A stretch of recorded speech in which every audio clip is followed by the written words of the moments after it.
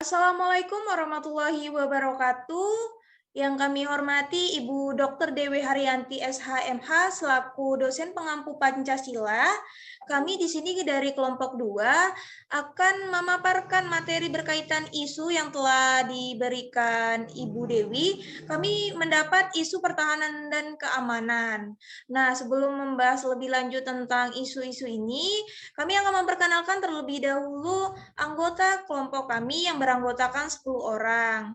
Yang pertama ada Salam, lalu ada Yesika Salsabila Arifin, ada saya sendiri Gusmiarni Wahidin Intias, ada Rahma Santesa, Anita, Melani Larasati, Nur Hafizah, Cindy Sri Cahyani, Irna Andriani Hamudin, dan juga yang terakhir ada Dita Melisa.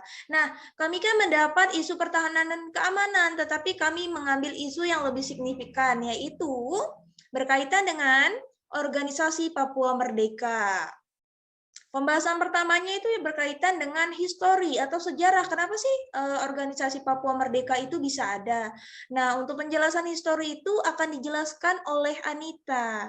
Kepada Anita, dipersilakan ya. Tapi tunggu sebentar Anita, kita pin.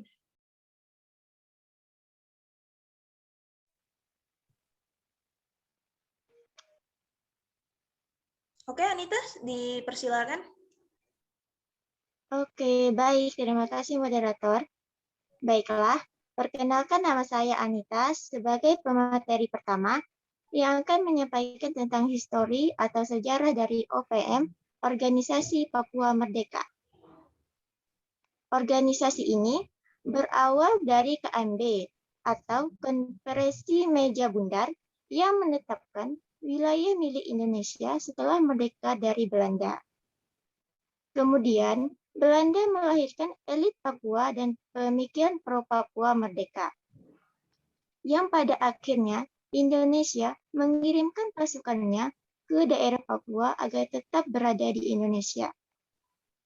Setelah itu, adanya perjanjian New York, tetapi tidak melibatkan warga Papua itu sendiri. Kemudian, pengambilan suara Papera yang dianggap tidak adil. Baiklah, itu saja dari saya. Saya kembalikan kepada moderator. Baik, terima kasih kepada Anita. Oke, jadi saya bakal sedikit lebih menjelaskan ya teman-teman. Jadi kenapa sih OPM ini pertamanya ada? Ini berawal dari penyerahan setelah Indonesia merdeka, dia kan perlu menyerahkan wilayahnya dari penjajah menjadi milik Indonesia. Nah, di situ Belanda dan Indonesia ini berseteru. Papua itu masuk ke dalam daerah siapa sih? Nah, lalu terjadilah namanya Konferensi Meja Bundar. Tapi sayangnya tidak bisa memutuskan Papua itu menjadi milik siapa. Tapi karena waktu itu Belanda sudah terjajah oleh Papua, maksudnya Papua sudah terjajah oleh Belanda dan lagi berseteru dengan Indonesia, dia menjadi milik mana? Di situ Belanda memanfaatkan untuk melahirkan elit Papua dan pemikiran pro Papua Merdeka. Elit Papua itu yang seperti apa?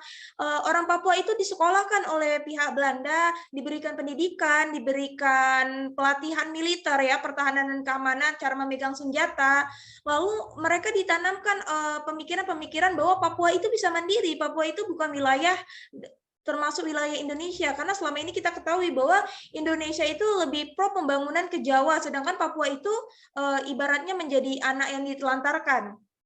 Nah, dari situ Indonesia tidak terima kan, karena mau bagaimanapun itu Papua masih menjadi satu kesatuan dalam wilayah Indonesia.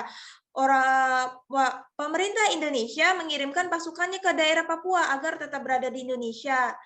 Karena permasalahan itu tak kunjung selesai, lalu dibawalah ke meja internasional, yaitu dikenal dengan perjanjian New York. Tetapi sayangnya ketika perjanjian itu terjadi, pihak Belanda dan pihak Indonesia itu tidak melibatkan orang Papua asli. Jadi orang Papua itu sendiri merasa terasingkan. Ini kan untuk wilayah mereka, tetapi kenapa tidak ada orang Papua asli yang diikutsertakan dalam keputusan tersebut. Lalu setelah masuk ke politik internasional, kembali lagi nih PPRA. PPRA itu apa? PPRA itu penentuan pendapat rakyat. Jadi di situ warga Papua berhak memilih dia mau masuk ke Indonesia atau tidak. Nah, tapi teman-teman perlu kita ketahui bahwa sebenarnya PPRA itu termasuk mungkin bisa dibilang ada kecurangan karena pemerintah Indonesia itu sudah mengambil suara-suara yang memang pro Indonesia. Jadi tidak semua warga Papua itu dilibatkan. Jadi makanya pengambilan suara PPRA dianggap tidak adil. Oke, selanjutnya setelah sejarah kita pasti akan membahas tentang konflik. Pasti ada konflik-konflik utama kenapa sih yang membuat OPM ini tetap ada di Indonesia hingga sekarang. Nah, untuk penyebab konfliknya bakal dibahas oleh Melani nih. Melani, dipersilakan Melani. Baik, terima kasih kepada Dini yang telah mengizinkan saya untuk menjelaskan penyebab konflik OPM ini. Nah, penyebab konflik tersebut dapat terjadi karena adanya suatu penyebab, sehingga akan menimbulkan suatu konflik. Menurut tim Papua Lembaga Ilmu Pengetahuan Indonesia atau LIPI, membagi sumber konflik Papua ke dalam 4 isu utama. Yang pertama, sejarah politik. Dan yang kedua, problem kekerasan politik dan pelanggaran HAM. Yang ketiga adalah problem kegagalan pembangunan. Yang keempat, terakhir, persoalan marginalisasi orang Papua dan inkonsistensi kebijakan ONCUS. Nah, ONCUS sendiri itu khusus yang diakui dan diberikan kepada Provinsi Papua untuk mengatur dan mengurus kepentingan masyarakat setempat. Menurut Prakarsa sendiri, berdasarkan aspirasi dan hak-hak dasar masyarakat Papua. Cukup sekian dari saya kembalikan ke moderator. Baik, terima kasih kepada Melani ya yang udah menjelaskan penyebab konflik. Kenapa sih OPM ini tetap ada di Indonesia hingga sekarang? Nah, tapi teman-teman sebenarnya perlu digarisbawahi bahwa OPM ini ada masalah paling utamanya adalah tidak ada rasanya keterikatan antara Indonesia karena Indonesia itu kalau melakukan pembangunan lebih pro Papua ya. Kita tahu pembangunan nasional kita tuh dulu lebih mementingkan Jawa sentris. Sumatera mungkin masih, tetapi Papua ini termasuk seperti daerah tertinggal. Jadi itu yang menyebabkan warga Papua ini ada warga-warga sebagian yang berpikir bahwa wah lebih baik membangun negara sendiri kan daripada bergabung dengan negara Indonesia tapi tidak dianggap. Seperti itu pemikiran mereka. Selanjutnya teman-teman ada materi isu yang beredar. Nah, di sini kami memiliki beberapa isu beredar dari organisasi Papua Merdeka. Isu yang pertama itu akan dibahas oleh Nur Hafiza. Kepada Nur Hafiza dipersilakan. Baiklah, terima kasih kepada moderator. Saya akan menjelaskan sedikit mengenai isu-isu OPM yang beredar. Nah, OPM atau Operasi Papua Merdeka ini tujuan utamanya adalah memisahkan diri dari NKRI, yang disebut juga gerakan separatisme, di mana mereka ingin mendirikan negaranya sendiri. Nah, beberapa isu yang telah beredar diantaranya ada OPM yang menciptakan bendera dan lagu kebangsaannya sendiri, menuju separatisme. Jadi di sini mereka memang sudah memiliki bendera sendiri, yaitu bendera Bintang Kejora, dan lagu kebangsaannya sendiri, yaitu Hai Tanahku Papua. Nah, isu yang berikutnya ada OPM yang berusaha diakui dengan dunia internasional. Untuk melegalkan sebuah negara itu dibutuhkan pengakuan dari negara-negara lain. Jadi OPM ini berusaha melakukan hal tersebut di mana mereka melakukan perundingan ke politik internasional tersebut tapi politik internasional tersebut tidak bisa sembarang dalam melegalkannya karena Papua sendiri di mana kita ketahui sudah bergabung dengan NKRI. Dan jika ingin memisahkan diri dari Indonesia pun ada batas-batas teritorial yang harus dikaji terlebih dahulu. Nah, isu berikutnya yaitu OPM melibatkan media internasional, sehingga banyak campaign Free West Papua di sosial media. Karena sebelumnya banyak ditolak oleh politik internasional, OPM melakukan propaganda dengan melibatkan media internasional, yang di mana media internasional ini memperlihatkan seolah-olah OPM ini tertindas oleh Indonesia atau Indonesia tidak pernah melakukan tindakan untuk Papua, bahkan Indonesia tidak menganggap orang Papua itu ada. Padahal kenyataannya itu tidak seperti itu. Nah, teman-teman bisa cek sendiri di IG Free West Papua. Di situ akan dimunculkan berita-berita yang menyatakan bahwa Papua lebih baik terbebas dari Indonesia karena tidak membantu apapun untuk Papua. Nah, isu yang berikutnya ada OPM yang melakukan kekerasan terhadap warga sipil dan aparatur negara. Di mana kita ketahui OPM ini sudah melakukan separatisme yang tentu saja tidak boleh dilakukan. Selain itu, OPM juga melakukan tindakan kriminal kekerasan yang membantai orang Papua asli pro-Indonesia dan juga menembaki penjaga pertahanan, tentara, polisi kita yang menjaga perbatasan. Isu yang terakhir, yang berikutnya yaitu ketika dilakukan tindakan militer selalu dianggap melanggar HAM.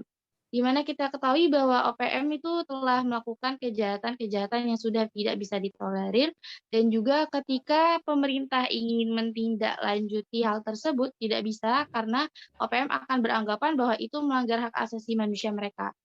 Nah, cukup sekian, saya kembalikan ke moderator. Baik, terima kasih kepada Nur Hafiza ya yang udah cukup jelas nih teman-teman dan Ibu dosen yang membahas tentang isu-isu berkaitan dengan organisasi Papua Merdeka.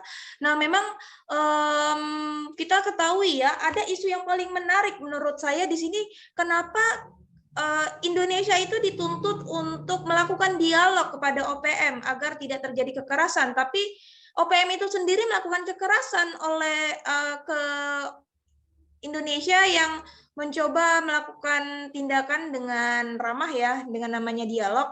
Tetapi ketika pemerintah Indonesia mengambil langkah kekerasan, itu pasti dianggap mengganggu atau melanggar hak asasi manusia organisasi Papua Merdeka. Kira-kira kenapa ya? Mungkin lain kali bisa kita kaji lebih dalam. Oke, selanjutnya kami masih ada isu-isu beredar lainnya yang akan dibahas oleh Rahma Santesa. Pada Rahma, dipersilakan. Baik, terima kasih Bu Smiarni.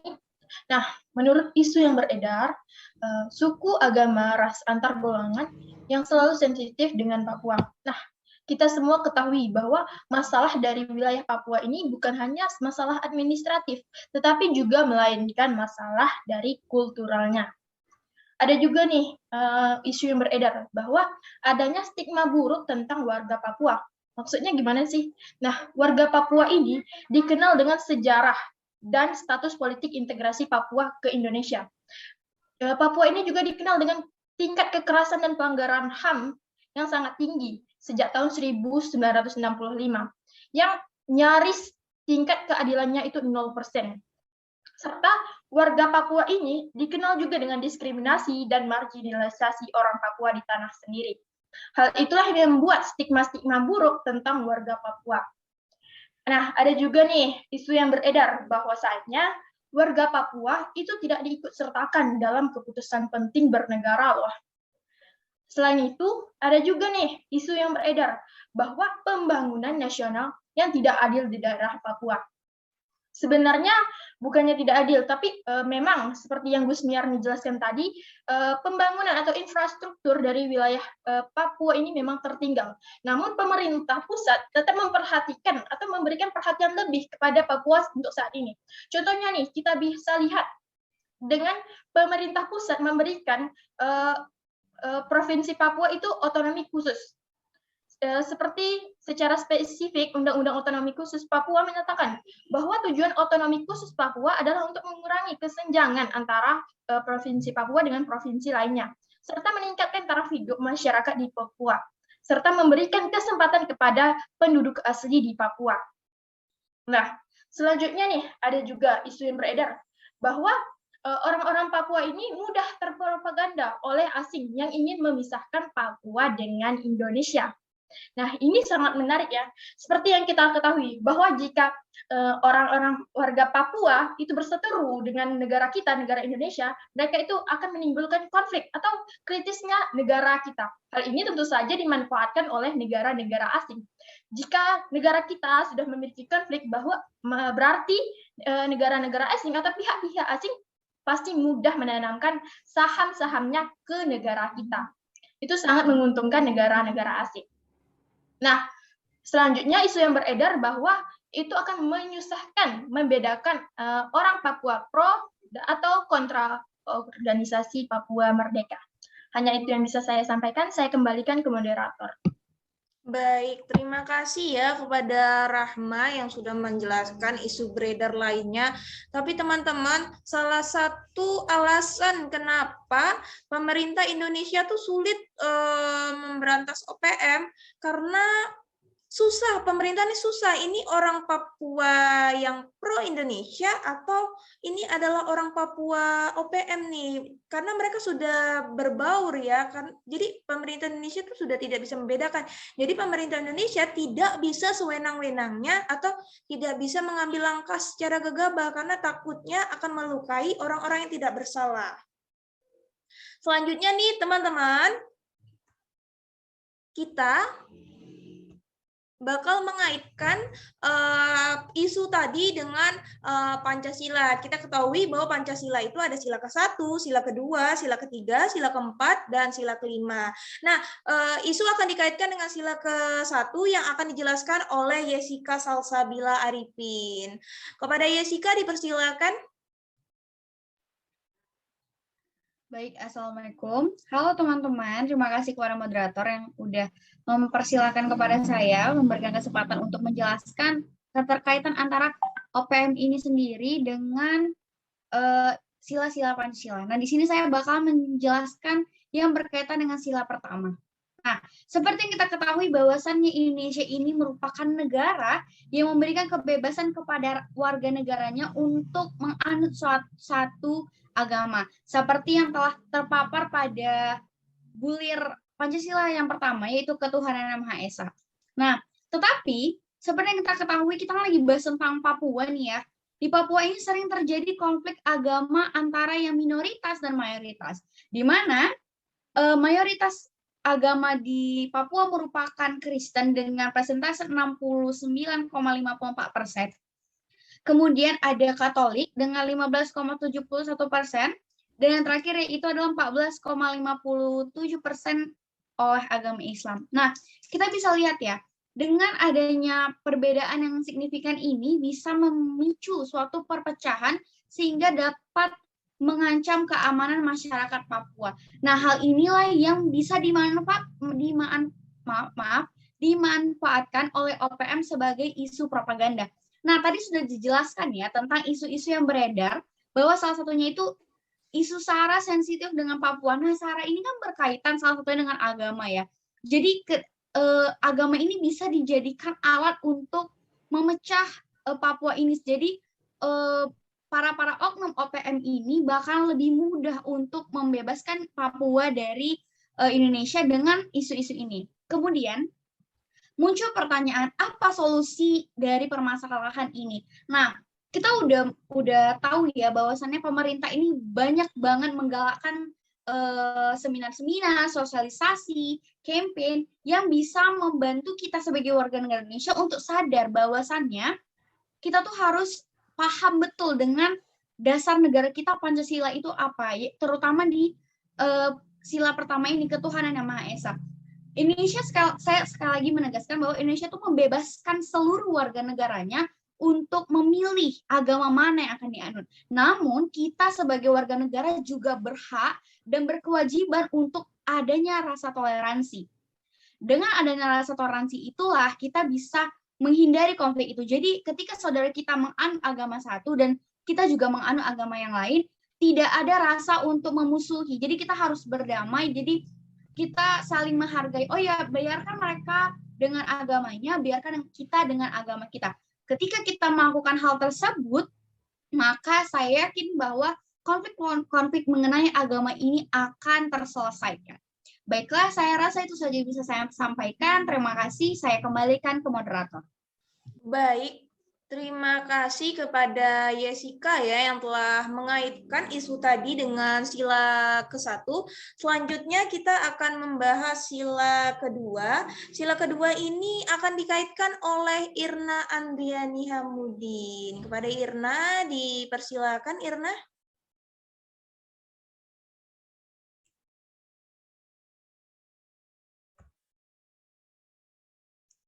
Oke. Baiklah, terima kasih kepada moderator yang telah memberikan kesempatan kepada saya. Baiklah, di sini saya akan menjelaskan tentang sila kedua, yang mana pada bulir Pancasila yang kedua, kita tahu bahwa kita tidak boleh yang namanya melakukan sara. Harus menjunjung tinggi nilai kemanusiaan, membela kebenaran, serta tidak boleh merampas hak dan juga tidak boleh semena-mena dengan manusia lain. Sayangnya, warga Papua mudah sekali terkena konflik dan propaganda tentang SARA. Nah, organisasi Papua ini juga telah banyak sekali melakukan kekerasan serta banyak sekali melakukan pembantaian untuk mencapai tujuannya. Nah, langkah yang dilakukan oleh pemerintah Indonesia ini tidak bisa menggunakan kekerasan dalam isu tersebut, yaitu isu SARA itu. Karena disebutkan bahwa akan melanggar HAM-nya organisasi Papua Merdeka. Sebenarnya, setelah langkah dialog yang tidak berhasil dan terjadinya kekerasan serta pembantaian, seharusnya pemerintah tetap harus mengambil tindakan tegas terhadap isu tersebut. Sekian dari saya kembalikan ke moderator. Baik, terima kasih kepada Irna ya yang telah mengaitkan dengan sila kedua. Selanjutnya kita akan mengaitkan isu OPM dengan sila ketiga yang akan disampaikan oleh Dita Melisa. Kepada Dita, dipersilakan Dita. Baik, terima kasih kepada moderator. Di sini saya akan mengaitkan tuntutan dari OPM terkait dengan bulir Pancasila yang ketiga. Yang mana tuntutan dari OPM kepada pemerintah Indonesia yaitu meninggalkan bumi Papua dan mengakui Papua sebagai bangsa yang merdeka dan berdaulat. Tuntutan OPM ini dianggap sebagai upaya pemisahan diri dan ancaman bagi integrasi nasional. Dan dianggap mengancam ideologi Pancasila seperti tertuang pada sila ketiga, yaitu persatuan Indonesia. Seharusnya bangsa Indonesia menjaga persatuan dan kesatuannya di mata dunia. Dengan adanya OPM yang memerintah kedaulatan untuk berdiri sebagai negara sendiri melalui forum internasional dan juga menciptakan bendera dan lagu kebangsaannya sendiri. Ini tentu merusak citra persatuan di Indonesia. Langkah pemerintah yang tepat ialah mengambil inti permasalahan kenapa ada warga Papua yang ingin memisahkan diri dari Indonesia. Baik, sekian dari saya. Kembali kepada moderator. Iya, terima kasih kepada Dita. Betul sekali, langkah pemerintah yang paling utama itu sebenarnya harus mencari tahu kenapa sih ingin memisahkan diri. Ya, kayak kita namanya berhubungan ya. Kalau misalnya udah nggak sejalan, pasti ingin memisahkan diri kan, tidak ingin berhubungan lagi. Nah, itulah pokok-pokok yang harus dicari tahu oleh pemerintah. Biar tidak berpisah tuh harus gimana sih, kemauan Papua seperti apa yang harus dituruti, yang tetapi tidak melanggar tentunya, tidak melanggar hukum. Itulah perlu dialog-dialog yang cukup dekat dan intim agar mendapat titik pokok permasalahan dan dapat terselesaikan. Terima kasih kepada Dita Melisa ya yang tadi udah menjelaskan dan mengaitkan antara isu organisasi Papua Merdeka dengan sila ketiga. Nah, selanjutnya ada Cindy Sri Cahyani nih yang bakal mengkaitkan isu OPM dengan sila keempat. Kepada Cindy, dipersilakan Cindy. Baik, terima kasih kepada moderator yang sudah memberikan saya kesempatan untuk menjelaskan tentang isu pertahanan dan keamanan pada bulir Pancasila sila keempat. Pada sila keempat yang menuntun adanya musyawarah untuk mencapai mufakat penyelesaian konflik Papua Merdeka, dengan cara ini dapat mengurangi ketegangan antar pemerintah dan OPM itu sendiri. Pemerintah dianggap perlu mengadakan lebih banyak ruang dialog terbuka dengan mengedepankan musyawarah untuk mencapai mufakat, sehingga akan mencegah adanya korban jiwa dari masyarakat sipil, serta langkah ini dinilai mampu menjadi titik terang dari konflik yang sudah berlarut-larut. kita harus mengambil setiap keputusan dengan selalu melibatkan pihak-pihak terkait dan tidak saling memaksakan kehendak golongan.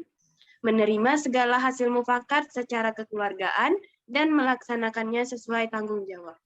Pemerintah dalam menghadapi OPM ini akan lebih baik terlebih dahulu berdialog secara adil dan juga selalu melibatkan orang Papua itu sendiri dalam mengambil keputusan.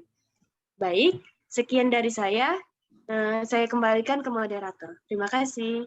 Baik, terima kasih ya Cindy yang udah mengkaitkan dengan sila keempat ya, karena kita ketahui ya sila keempat itu adalah berkaitan dengan namanya musyawarah. Kita harus mengambil keputusan itu akan lebih baik menggunakan musyawarah sehingga mendapatkan hasil yang mufakat. Kita tidak boleh saling keras kepala dengan pendapat masing-masing. Musyawarah ini diharapkan menjadi langkah yang cukup baik buat menyelesaikan permasalahan ini daripada harus memakai kekerasan. Walau sebenarnya pada kenyataan dialog musyawarah itu juga belum berhasil. Oke, selanjutnya yang terakhir ada Salom nih yang bakal mengkaitkan isu OPM dengan sila kelima yang berkaitan dengan keadilan sosial. Oke, kepada Salom dipersilakan.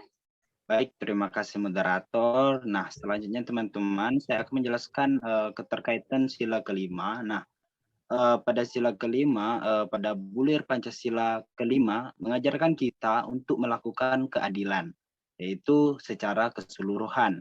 Nah, sayangnya pemerintah dari awal tidak melakukan itu kepada warga Papua, baik dari keputusan bernegara, pembangunan nasional, dan juga tidak mengulangi kemunculan stigma SARA. Nah, sehingga warga Papua menganggap pemerintah Indonesia hanya menginginkan haknya tetapi lupa menjalankan kewajibannya. Dan juga seharusnya pemerintah juga harus menghargai masyarakat Papua dan memperlakukannya secara adil. Dan juga pemerintah juga seharusnya membantu masyarakat Papua. Mungkin sekian materi dari saya kembalikan ke moderator. Terima kasih. Baik, terima kasih ya Salom. Jadi kita ketahui bahwa pada bulir Pancasila kelima ini berkaitan dengan namanya keadilan. Kalau kita ingin mendapatkan hak kita, kita harus melakukan kewajiban kita dulu nih. Jangan mau menuntut haknya saja tapi tidak mau melakukan kewajiban. Nah, inilah yang membuat orang Papua kecewa dengan pemerintah Indonesia. Karena dari awal menentukan Papua itu masuk ke Indonesia atau tidak, pemerintah Indonesia tidak mengambil tokoh atau tidak melibatkan tokoh Papua asli yang akan ikut berbicara atau berbincang di forum tersebut.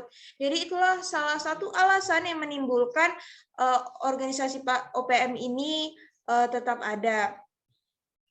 Lalu teman-teman dan Ibu dosen, materi kami cukup sampai di sini saja, tetapi kami akan menyimpulkan sedikit nih tentang OPM atau kami akan menceritakan kembali sedikit berkaitan OPM. Oke. Jadi organisasi Papua Merdeka ini sebenarnya intinya adalah bentuk kekecewaan dari warga Papua yang menganggap Indonesia itu tidak adil karena dia mau menuntut haknya tetapi tidak melakukan kewajibannya.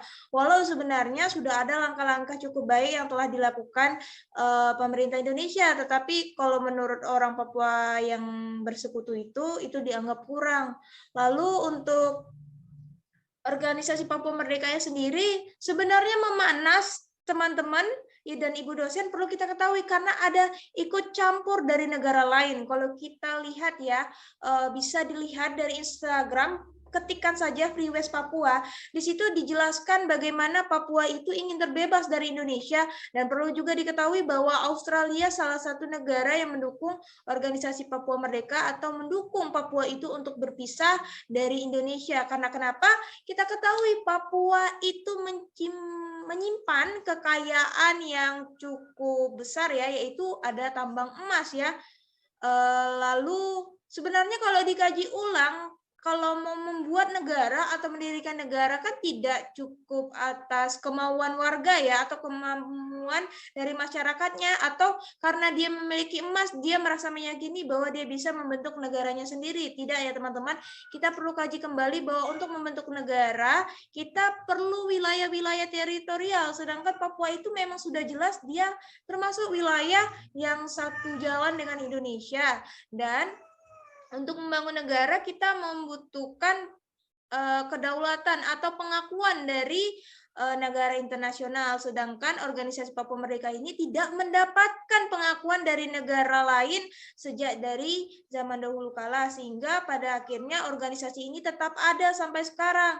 Kenapa tetap ada? Sebenarnya cukup bingung juga ya kita sebagai mahasiswa kenapa ini tetap ada, karena pemerintah sebenarnya juga sudah melakukan mulai dari dialog sampai ke tindakan yang mungkin dianggap cukup tegas dengan kekerasan.